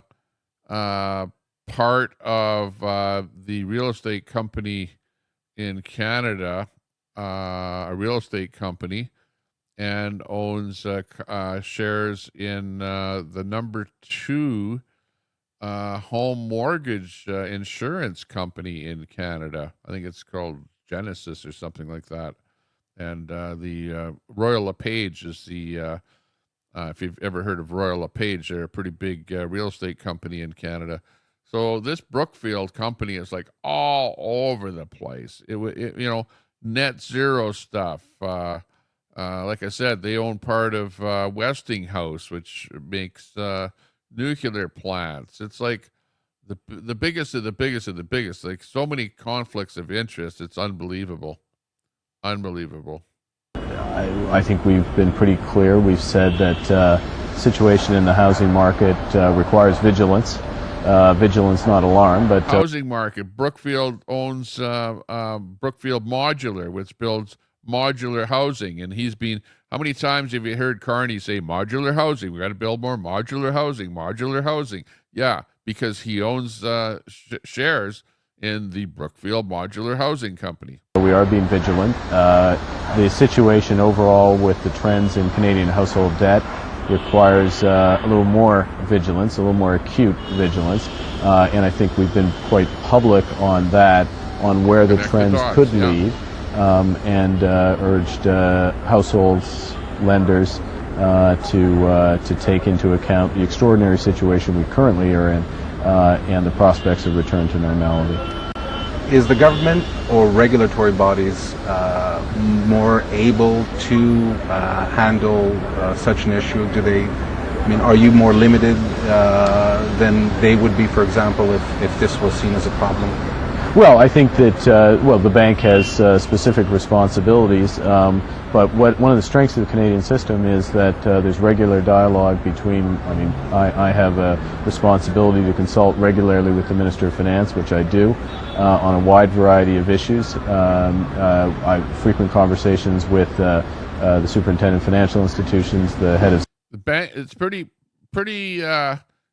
It's not rocket science as to what the bank has to do. Basically, the way it works is if inflation is going up, in order to curb inflation, the bank, either in the States or in Canada, raises interest rates, which curbs inflation, which stops inflation, because people stop borrowing because they can't, they don't have enough money to be able to buy all the stuff that they were able to buy, right? So because really it's people buying stuff and pushing up prices by buying so much of it that causes inflation. So increasing interest rates in inflationary times cuts that inflation. And then all the way down to the bottom end, you end up starting to lower the interest rates as inflation starts dropping. And really, these times that we're in here right now are like really, really low inflationary times compared to stuff that I've had to put up with. CMH. Like I was around back when, if you wanted to get a mortgage on a house, you had to pay 15% interest on a mortgage. Like I remember times like that. So these interest rates at like 1%, 2%, 3% are like really, really minimal. But because housing prices are so expensive here in Canada, people are taking out, mortgages that are like $750,000 or whatever. So even a point on that amount of a mortgage is causing people to go into default. See the Department of Finance more generally. So there is that close cooperation. There's the dialogue, and then the relevant agency can take decisions in a fully informed manner. And I would say that served us incredibly well during the crisis. It continues to serve us well. But again, are they better positioned, some of these regulatory bodies, the government, are they better positioned than the Bank of Canada to deal with this specific industry, if you will? Well, the housing finance is subject to a variety of regulatory constraints, and some of them come through how the housing finance system works, which is the responsibility of CMHC, or largely influenced by the policies of CMHC. Yeah, CMHC, Home Mortgage Corporation. And like I said, Brookfield owns the number 2 home mortgage company as well. So whatever happens in that whole industry, he's set up to make money because he's got shares in Brookfield that owns that company. The lending policies of banks, obviously microprudential supervision through OSFI is important. Other aspects of housing finance could be or influenced or housing dynamics are influenced by provincial tax decisions. So there are a lot of elements there. Our job is to analyze things, to worry and to think about the impact on inflation, to identify potential vulnerabilities in the financial system, to communicate those vulnerabilities to the relevant parties and engage in a constructive dialogue. That's what we've done. And then individual agencies will take action, as I said. Again, on the issue on... Yeah. So anyways, that's his take on that. And remember, don't worry, because, as he's already said, and can you call him a liar for saying this? He says, I actually don't own directly any stocks in those companies. It's in a blind trust. And guess who knows what's in the blind trust? He does. Okay. It's a different thing. Okay. The way it usually works, the blind trust thing is like this. You sell all of your stocks, period. You sell it. You convert your shares into money. You give the money to a dude that ends up investing your money into various stocks that you have no idea what those stocks are. That's what a blind trust is. But what he has actually done is, in my opinion, at least I think this is what's going on, is that he knows what stocks they are. They're not a blind trust. It's a trust where he's put the stocks that he owns into the so-called blind trust, but he still knows that he owns 103 different companies, and he knows exactly what those companies are and what those companies do, and what he does in government influences whether or not those stocks make money or don't make money. That in itself is what the scam is all about. I don't like that. I think that he's got too much stuff out there to be the Prime Minister of Canada, and obviously he's got to be out for himself. Wouldn't you? Hey, if you owned a bunch of stocks and you were going to be able to push some narrative to do something, wouldn't you push a narrative to make yourself more money if you were running the country? And that's exactly what he's doing. If you look at the things that he's pushing this net zero. He owns a bunch of companies that make money off of net zero. He was in the part of government where he was talking to Trudeau as an advisor to Trudeau. They pushed a whole bunch of heat pumps onto Canada, gave subsidies so people in Canada could buy heat pumps for their homes. Guess what Brookfield owns shares in? The subsidiary is Train. Train manufactures the heat pumps that were being installed in people's homes. He made a ton of money off of the heat pumps. The amount of money that the guy has made off of the stuff that these guys are pushing is just unbelievable. And I can't believe that that the Liberals, the so-called elbows up, let's vote for Carney because he's the best person for Canada. No, he's the best person for himself, not for Canada, not for you, not for me, not for anybody that lives in Canada. And he's doing a crap job of doing our stuff for the United States as well, with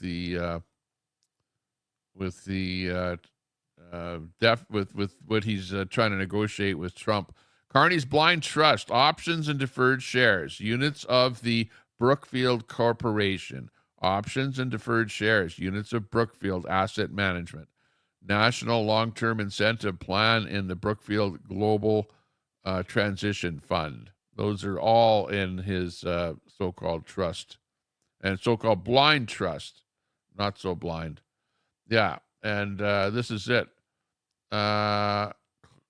Claim, I do not have a connection with the Brookfield Asset Management. Fact, Mark Carney has continuing stock options and deferred share units in Brookfield Asset Management. These options cannot be sold easily. There is no reason to believe that they have been sold. So there you go.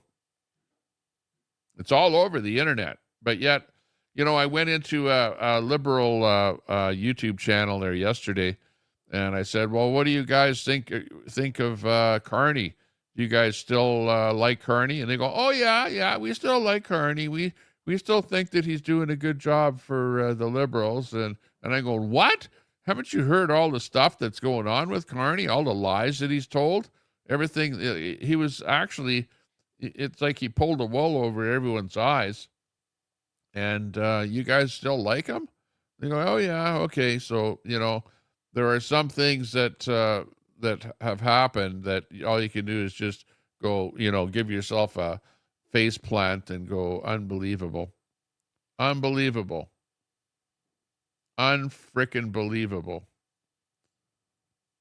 unbelievable. Mark Carney's 11.3 million Brookfield fortune taints every policy that he gets involved in, right? Every policy that he's trying to push.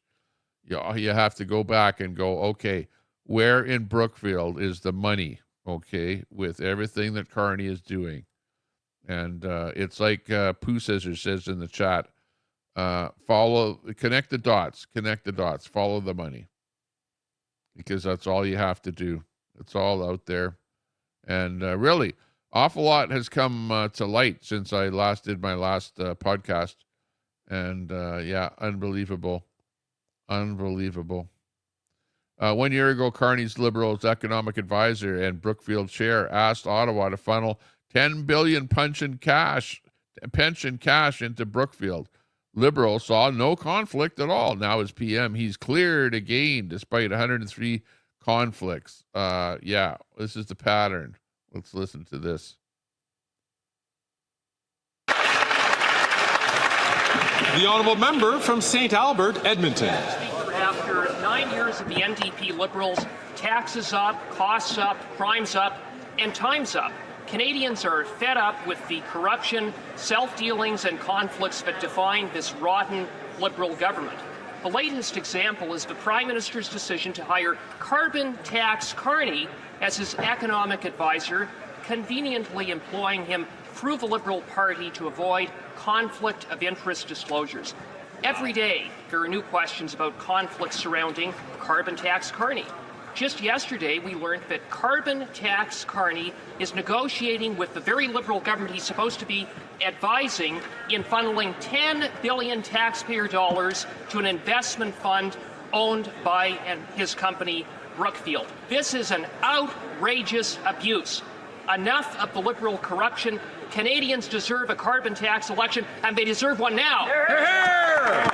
There, exactly. So just wait until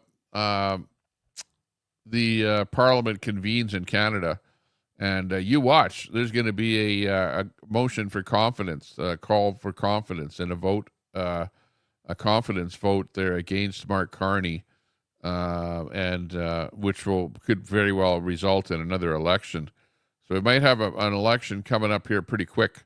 I would definitely say within a year and a half anyways, because it takes a while, even if a motion is passed, whatever, and then it takes a while for them to get the election thing going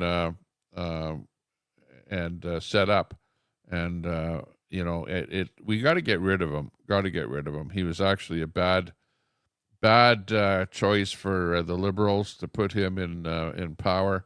Everything that he's doing is like so tainted. We can't. Speaking of which, well, not tainted, but the other thing that comes to mind is there's a $750,000. I think it's that number. Just don't quote me on that. But approximately is being spent on a large skating rink, a hockey rink outside of Rideau. It's a Rideau place, or I forget the name of the building where Carney is going to be living. Anyways, they're going to be spending a whole bunch of money, and the guy can't even play hockey. He looks like so frail out there on the ice, but yet they're going to spend a whole bunch of money, $750,000 on some kind of a skating rink for Carney. Unbelievable. That's going crazy. Yeah, what we need is a little bit of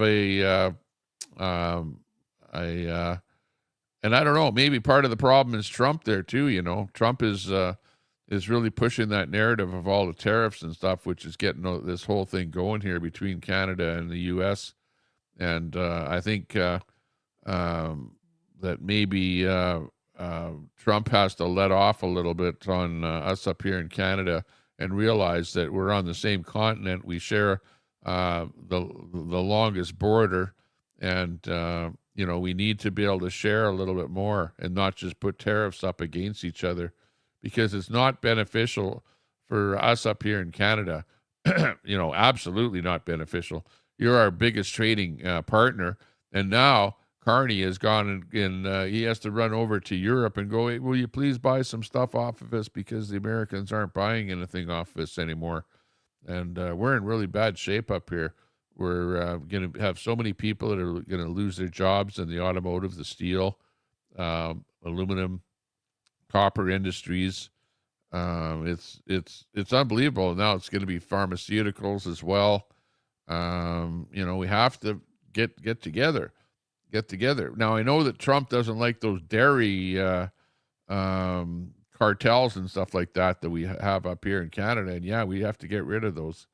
We have to work together to be bigger countries, both of us together. And I think it takes two to tango. And right now, Trump is being a little bit too pushy. And I like Trump. I'm a conservative. Hey, the whole time I like Trump. I like the fact that he was going to put up tariffs, but not so much against Canada, but definitely against China. And I think that Canada should put up more tariffs against Chinese goods, not just their vehicles, but all the widgets and stuff like that, and bring some of those little widget factories back over to Canada, shirt factories, sock factories, clothing, stuff like that, should come back to Canada. But I don't know. I guess we'll see what happens in the real world. Over time, we'll see. We'll see. Here's ex-Prime Minister of Canada with a little bit of what he has to say. I know there's a lot of clickbait on the internet these days, with lots of social media posts with giant headlines like outrageous and you won't believe this. But trust me, when you hear what the Liberal government is going to do, you actually won't believe it. I know, because I've been warning my friends, my family, and the most common reaction when I tell people what Mark Carney and the Liberals are about to do is that it's so outrageous they simply don't believe it. The federal government has unveiled its roadmap to phase out the sale of gas and diesel passenger vehicles. After 2035, you won't be able to buy new ones anymore. Starting in just 6 months, the government is going to start implementing their EV mandates. The Liberals are going to start. I'll have to say that at least Trump is smart enough to get rid of those mandates down in the States. I think they have mandates in California. I don't know if they had mandates to go electric over a period of time in the States, but he said no, we're going to I think it's by September, get rid of subsidies for electric cars, and there are no mandates. There may still be some kind of mandates for electric cars in California, though. I don't know, but that's going to be a state thing. But you can see here, 20% of all cars by 1926. That's next year. And the auto manufacturers have already met up with Carney and said, you know what, it's not going to happen, because the intake of electric cars is not that much in Canada. 20% of the cars being sold are not, and that's next year, 20%. There's no way you're going to sell 20%. So it's not going to happen. I think it's just it's a pipe dream for any of that stuff. 60% by 2030 and 100% electric small truck and car sales in Canada, 100% by 2035. That's what's on the books right now in Canada. Not going to happen. I think it shouldn't be mandated. They should get rid of the mandates and just let the auto manufacturers manufacture what they want. Let the people buy what they want, and quit interfering with our lives and trying to tell us what the hell to do. Mandating what kinds of cars car dealers can sell. And eventually, the sale of this car will be illegal in Canada. I know what you're thinking. What's going to happen to my 1991 Mustang? They're actually going to make older gas vehicles illegal. That's what they're going to do, so that you have to take them to the crusher. So my beloved little 1991 red Mustang Cobra GT will have to go to the crusher. Would ever think that in Canada the government would have such a massive violation of our basic freedoms that they would ban gas and diesel powered cars. All new light-duty vehicle sales in Canada to be electric or plug-in hybrid by 2035. This includes the interim goals along the way, beginning with 20% of all new vehicle sales be EVs by 2026. We need to start talking about this now. We need to raise the alarm so that Canadians understand that in just 6 months, the government is going to start implementing this insane policy. Yeah. And you know what the worst part about it is that on average, an electric vehicle loses 50% of its value in the first 3 years of ownership. So imagine that. You spend $100,000 on your car, and it's only worth $50,000 3 years later. Like, really, that in itself is like it's a no-go thing for me. It's like, man, I'm not used to throwing money into the toilet, really, honestly. And when people talk about, oh yeah, but they're so much cheaper to operate, they don't even think about the fact that they lose value so quick, and they don't enter that into the equation. And yeah, okay, so you might save a little bit of money on the day-to-day operation and maintenance, but the cost of manufacture is still pretty carbon intensive on an electric vehicle. Around here, you're still going to have to fuel up with electricity that's produced by natural gas. It's not coming from a whole bunch of wind turbines and electric panels and stuff like that. It over time, and also the grid. The grid doesn't have the capacity for the number of vehicles that they're trying to push on us at all. It's ridiculous, absolutely ridiculous. It's like at least Trump has the common sense to say, hey, if you want to buy an Elon vehicle, buy one. If you want to buy a gas vehicle, buy one. Manufacturers, you guys manufacture wherever the hell you want. But they don't. But the government is not pushing on the people to drive anything in particular. Tesla's made roughly 2/3 of all the electric cars in the United States. I'm not sure if most people are aware of that. What about the support though for the charging network? I mean, there are parts of this bill and no. I mean, do we need support for gas stations? We don't. So there's no need for this for support for a charging network. I would delete it. Delete. So what are the Liberals actually doing? Let's get into the policy stuff. And I know that this can be a little less spicy, but stay with me because this is really important. Starting in 2026, the Liberals are going to force automakers to make sure that 20% of their new car sales are zero emission. And that's less than 6 months from now. And by 2035, every single new car sold in Canada has to be electric. Yeah, that's in 10 years' time. Well, yeah, I agree with you, Troy, where you're saying they will not eliminate gasoline, not in our lifetime anyway. Yeah. You know what? And up here in Alberta, we have like over a 100-year supply of oil in the so-called tar sands, oil sands up here. So there's plenty of oil. But will we drive electric cars? Sure, probably. And, they have their place, like for Amazon vans and stuff like that, in that thing where you can plug it in, you get in your vehicle, you do your job during the day, and you get back and you plug it in again. But there's certain places where electric vehicles just don't work right now. They don't have the range, and eventually things will change, because the electric vehicles, if they have enough range, I'll buy one. Right? If you've got 1,000-mile range on a vehicle, I'll probably buy one at that moment in time. But until then, I need something that will get me to and from the lake, and to be able to go to the lake, and then to be able to drive around a bit to go to some extra towns and stuff like that, and drive back home without having to plug in.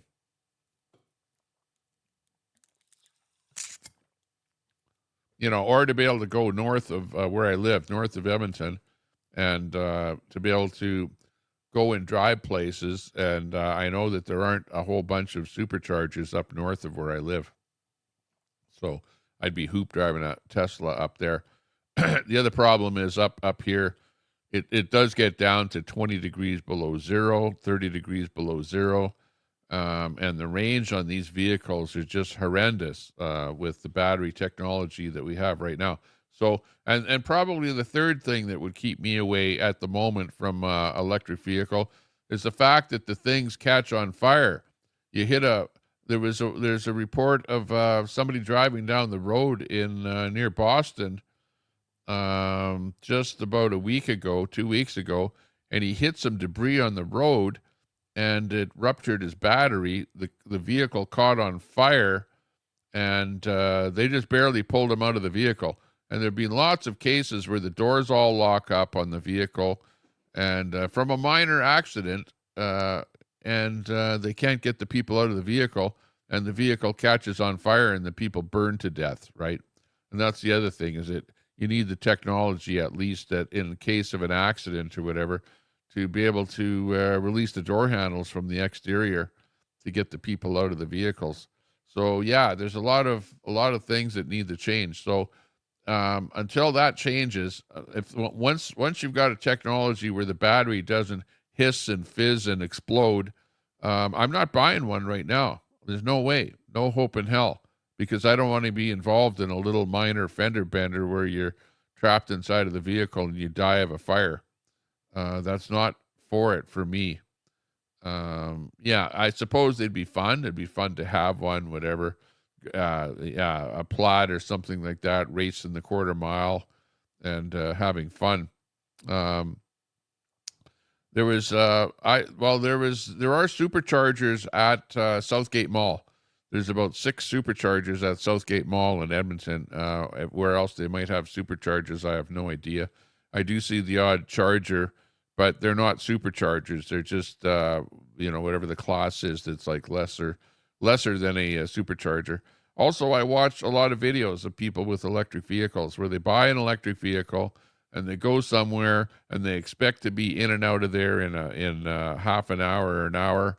And it turns out that the amount of charge rate that they have, and let's say it's supposed to be 350 watt, and it ends up only being like 50 watts of charge. So it's like all over the board here right now with when you're away from your house that you're unable to get a charge in a timely manner. The other thing is that really it's pretty much people that own a garage or own a house or own a place where they can park and plug into their own house that can buy these things right now. So if you live in a condo, you can't plug in your condo because you don't have access to a 220 outlet, in the parkade. If you live in an apartment building, it's outdoor parking. You're lucky to get a 110 volt plug out there for plugging in your block heater. Nobody's putting in, the infrastructure that owns any of the buildings, the condos. They're not putting that infrastructure in. So it's all for people that have a lot of money and own their own house. Okay, those are the people, the first people that are using and buying that kind of stuff. So it's not for everyone. So again, for the government to be pushing this stuff on people right now without the infrastructure being there and without being able to properly charge the things, it's ridiculousness. But that's the liberals that are pushing that agenda, right? The net zero people, the save the planet type people. And Elon is right where he says, yeah, don't worry. You don't need the government to subsidize putting chargers in all over the place because they didn't have to subsidize gas stations. People put in gas stations wherever they could sell gas to the people and make a profit off of it. Well, it should be the same thing. And there are companies out there that manufacture the charging equipment that are putting the equipment in all over the place. Flow is one of them up here in Canada.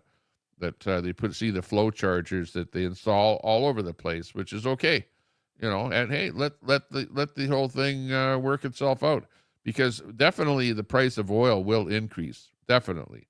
And I see these guys. There's a guy, especially an Energy Channel, where he is saying, no, don't build any pipelines. Alberta doesn't need any more pipelines. Alberta doesn't need to generate any more oil. They don't need more tar sands. They don't need pipelines to the coast because we won't need it, because in the future, it's all going to be gone anyways, and it's all going to be electric.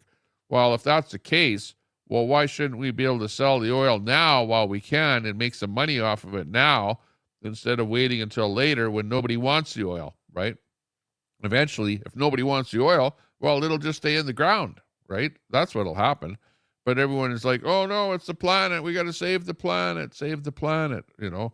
Oh, look at all of these floods that are happening. Oh, it's because of everyone driving gas vehicles, and we're pumping too much CO2 into the atmosphere, and that's what's causing all the rain happening over in Texas, and rain happening and floods happening in New York City and the subways and that.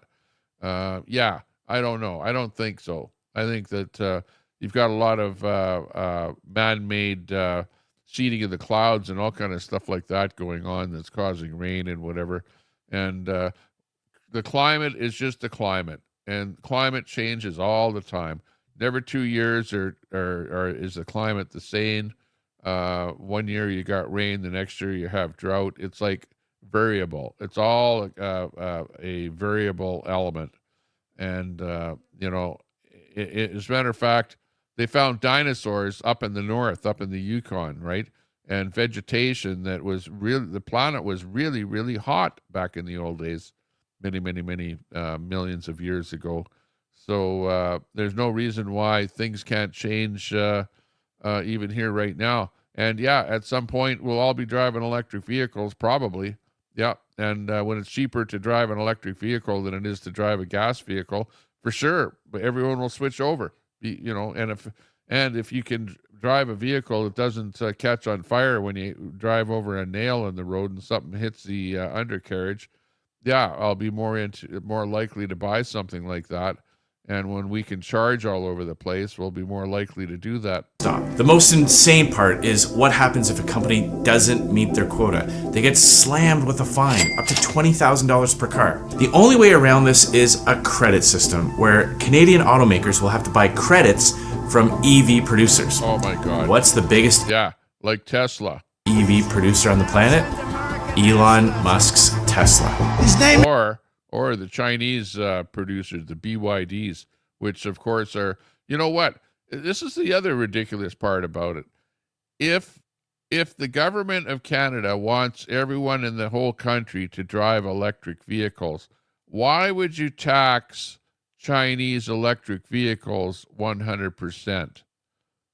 Isn't that counterproductive? Nobody's buying Chinese vehicles because they're not coming into the country because they're being taxed at 100%. But yet you want everyone to be driving an electric vehicle, and you want 20% of the cars sold in Canada to be electric vehicles. It doesn't make sense, does it? Is Elon Musk. He saved free speech. He created so many different great things. Now, there's more to this credit system, and we're going to come back to it. What do you think is going to happen if the Liberals get away with doing this? If you, the voter, allow the government to take away your freedom to buy whatever car you want, do you think they're going to stop there? Do you think the Liberals will suddenly look out on Canada and say, we have controlled enough of it? We have reached equilibrium? Of course not. They're going to move on to the next thing. The Liberal Party is run by a legion of busybodies who think they know more than you, that your life will be better if you just let them make more and more decisions for you. Oh, there was the plastic straws. I saw a bag of plastic straws there. Better stock up on those plastic straws while you still can. Yeah. Anyways, I'm not going to play this whole bit here. You can catch it on X. X is where you'll find this story here. And it's by Andrew Scheer. Just sub up or friend up or like Andrew Scheer. Let's see. It's not like. It's called following. Follow Andrew Scheer over there on X, and you can watch this whole story. Hey, but I'm going to have to drop the stream here because I'm going to a birthday party here tonight.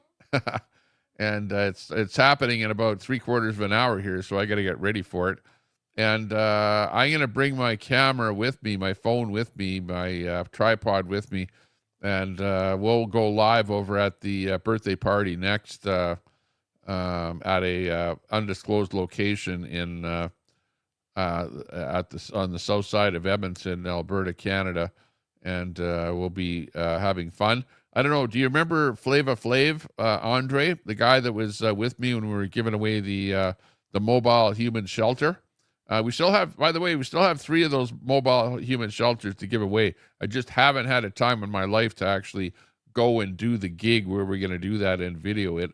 But it's his birthday, so there's a big birthday party happening at a restaurant in town, and he's going to be doing a show there as well. So it should be kind of fun. So we'll go down there and go live, and just basically we'll probably be having a few drinks and partying it up and whatever. So we'll see you at that point. But otherwise, thanks a lot, everyone, for watching the show.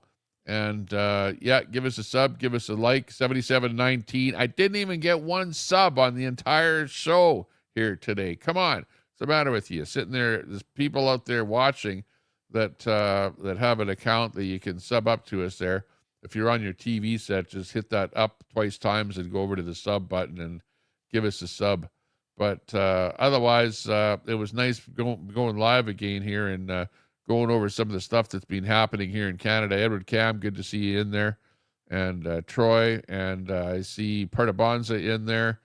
And let's see, who else? Miss Angie, good to see you.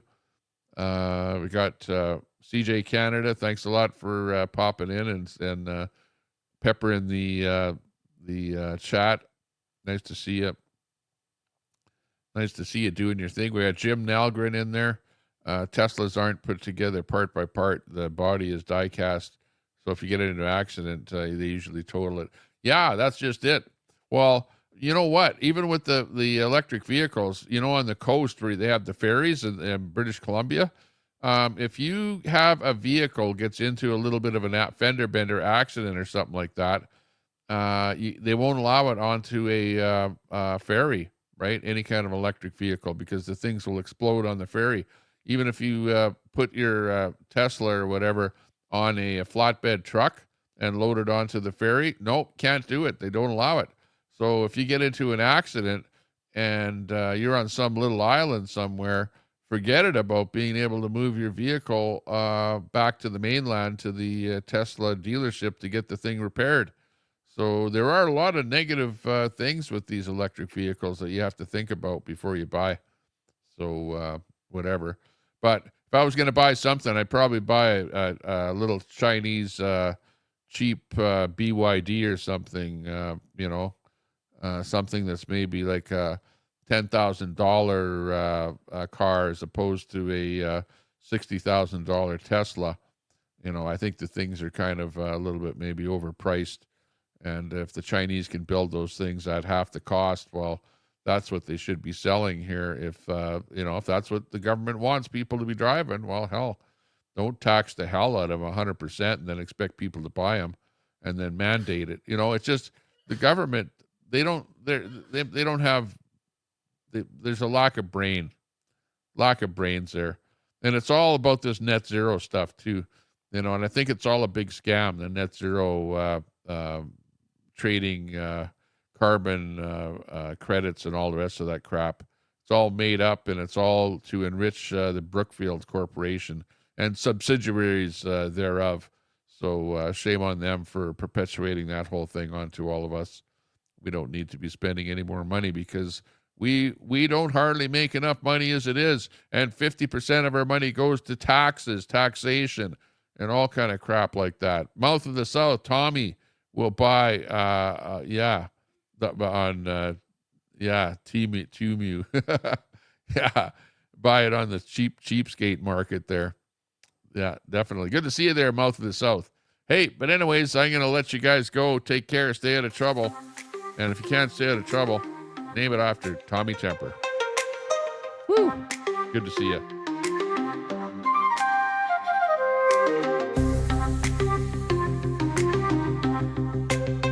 Let's go. Party hardy. It's Thursday. The party started on Thursday, right? Thursday, Friday, Saturday. So we're going to be partying tonight. Have a great evening. Yeah, we'll see you later on. Bye. pop in and say hi when we're live at the restaurant with Andre's birthday party.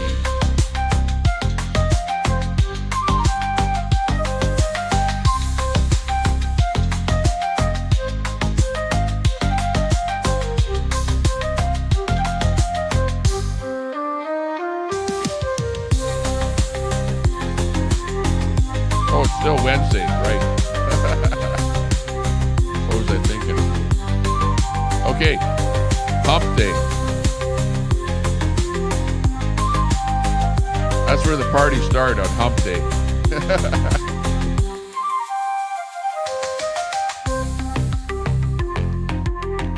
I don't live by day, I live by adventure.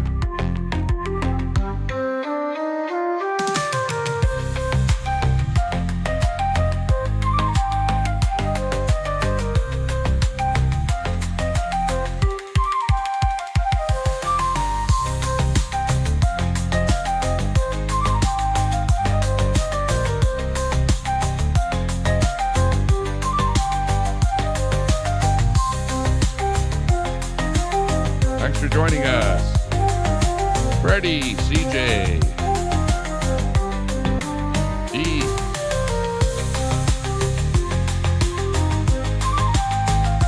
Take care. Watch out for Epstein, okay? Or anyone that looks or sounds like him.